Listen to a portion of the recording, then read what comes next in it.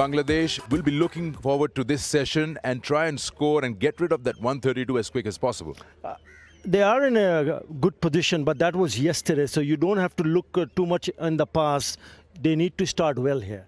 They need to understand that this test can go in any direction. If Bangladesh lose early wickets, then Pakistan can come back into this test match. At the moment, well placed at 3 and 16 for 5.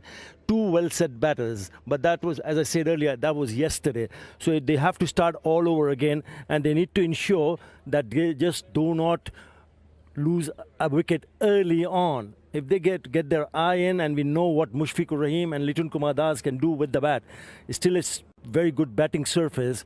So they need to realize the fact that, yes, get set one more time and just keep on batting.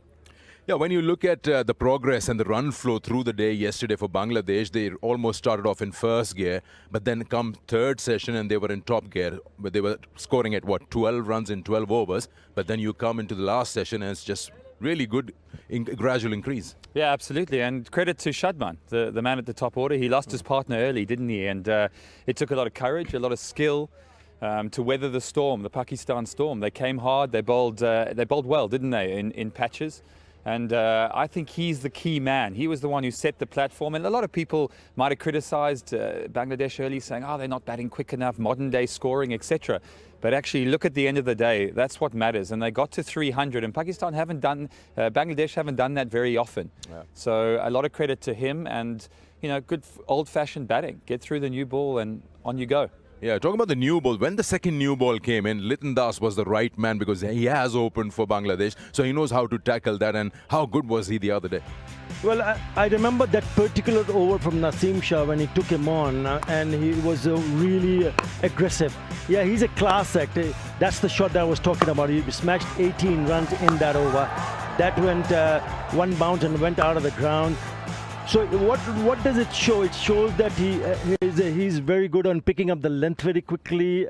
He's been scoring runs. He's been leading scorer for Bangladesh in the last year or so. And when you do get set, you don't want to lose that opportunity because, as I said earlier, this is a very good surface for batting. I'm not too sure what's going to happen later in the day, because you would want to go and play natural cricket. And a point taken from Nick is that you need to balance it out. If you look at how aggressive Litun was later in the day, but look at how well prepared was Mushfiqur Rahim, Mr. Dependable, because Bangladesh team depends on him, and he took his time. So he played that old-fashioned innings of just grinding it out and making sure he blocks one end. Really good to see. Good mix of caution with aggression. You mentioned how the pitch is going to play and what's in store on day 4. Let's have a closer look with Basit Khan, what the pitch is like. Yesterday we saw just 5 wickets were taken, so it still is a very good batting surface. You look at the surface, it's dry, it's not much to report in terms of deterioration. There is maybe a couple of cracks just opening up slightly, but the only thing that'll come into play is maybe the ball keeping low slightly. A lot of discussions on how the fast bowlers have bowled on this pitch. I want to talk about spinners, how they want to be effective, how they can be effective on this pitch. First example is South Shakil getting stumped. It's Mehdi Hassan just slowing it up and getting the ball to grip and turn slightly more. And then Saqib always bowls slowly, but when Saqib bowls slowly, he'll get more purchase out of the surface, which is interesting. Normally you associate in the subcontinent the ball, you start it in as a spinner, but if you bowl slower, you'll get a little more purchase. So something for the spinners to think about, and something maybe going forward in the test match with their speeds, adjusting their speeds and trying to maybe flight it up and slow it up slightly. All right, we'll talk more about what the pitch can do with our guests, and also something very special lined up, left-handers against bowlers coming round and over the wicket, how to tackle that, all on the other side of the break. Welcome back once again to the Pitchside Studio. Time for us to head to the masterclass. Amir Sohail will tell us more how to tackle bowlers coming over and round the wicket, because quite a few wickets fell when bowlers came round and hit the stumps. Well, we saw dismissals of 5 left-handers, 1 of Pakistan, 4 of Bangladesh. So I thought, why not pull in Pakistan's elegant, top-quality left-handed opener, because that was the problem. I got Amir Sohail alongside. Amir, we saw yesterday from first of all, round the wicket and over the wicket. Let's talk about over the wicket first. We saw 2 similar dismissals, Zakir Hassan and Saim Ayub chasing deliveries slightly fuller pitched and wider outside the off stump. Where do you think they faltered there? Look, Aruj, the very reason this back and across movement came into being to negate that. You know, when you're batting against somebody, if a right-handed batsman is playing against a left-arm bowler bowling over the stumps, or right-arm fast bowler bowling to a left-handed batsman over the stumps, that back and across movement becomes very important. Right, so let's do something. You've got bat in hand. You've got a lot of aspiring cricketers and they can learn from the best. Why don't you show us what they could have done better? The reason why I emphasize on back and across movement, it helps you to play the ball down the track rather than playing through covers with an angle bat. You know, I'll show you how to do it. When you actually moving back and across, your shoulder is pointed towards mid-on, either mid-on or in between the umpire and mid-on. That helps you to get into the line and play the ball straight, rather than not moving back and across and trying to play the ball with this back lift and this foot movement. And what happens with this one is, without moving back and across, when you lift the bat, it goes inwards. And when you bring it down, open face. And you expose yourself to nick the ball towards the slips or the wicket keeper. So it's very important for batters, when they see the ball is seaming about and the bowlers are trying to angle the ball away, you have to move back and across and then get into line, play straight.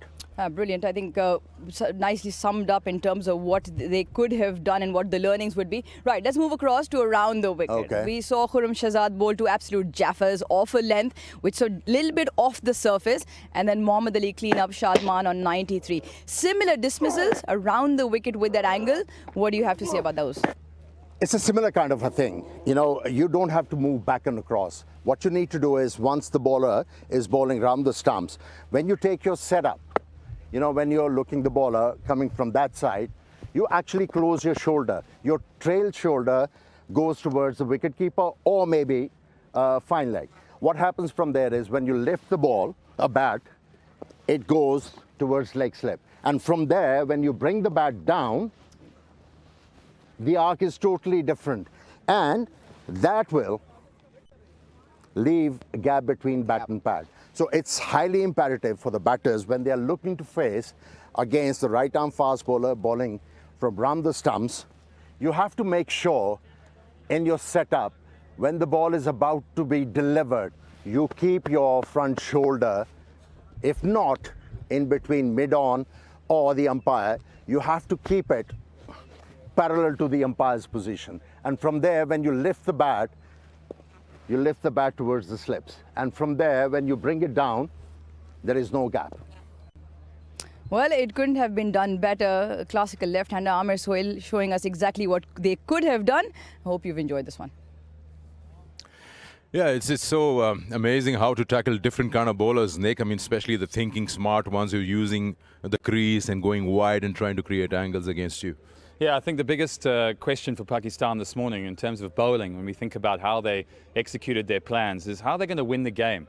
I mean, we're here on the end of day 3, early morning day 4, and all eyes have got to be on victories. I don't think anyone wants to see these boring draws anymore. You know, 450 plays 450 and it ends in a draw.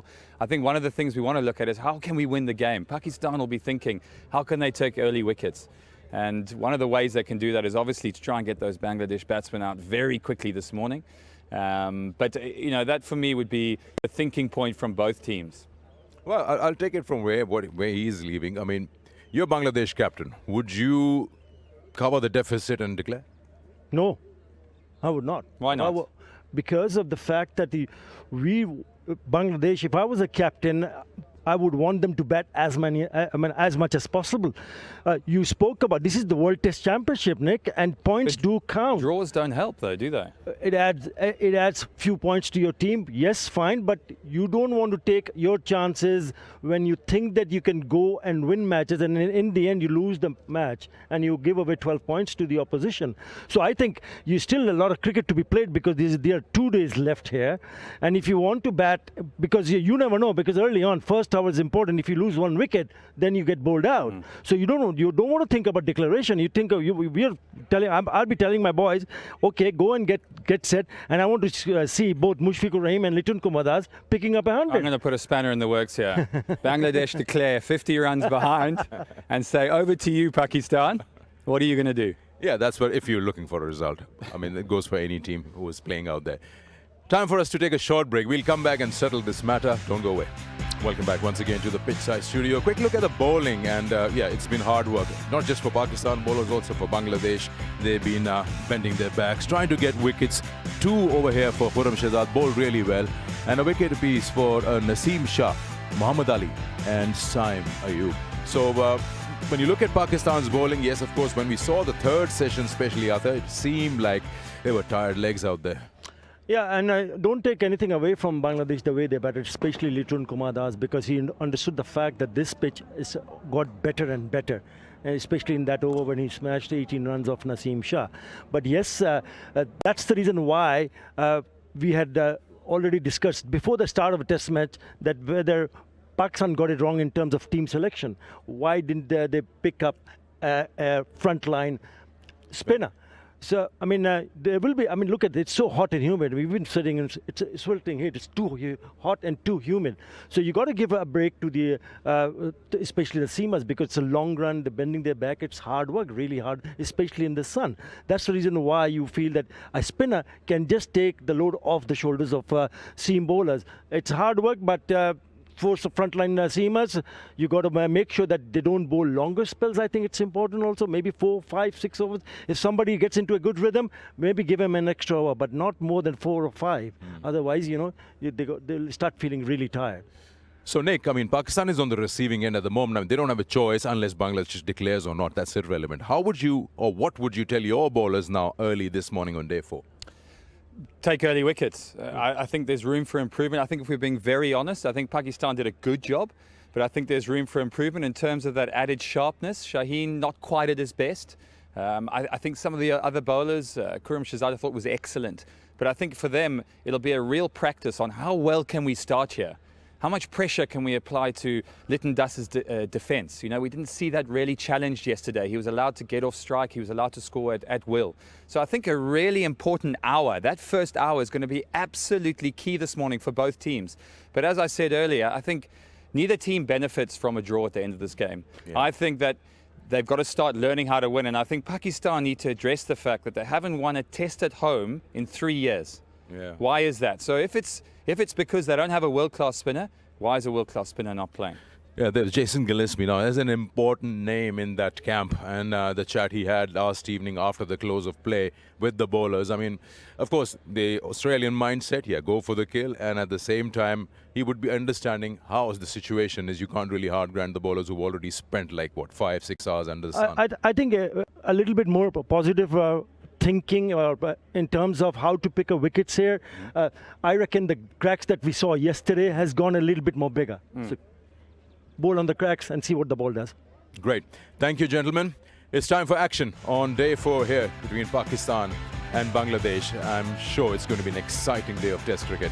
Enjoy it.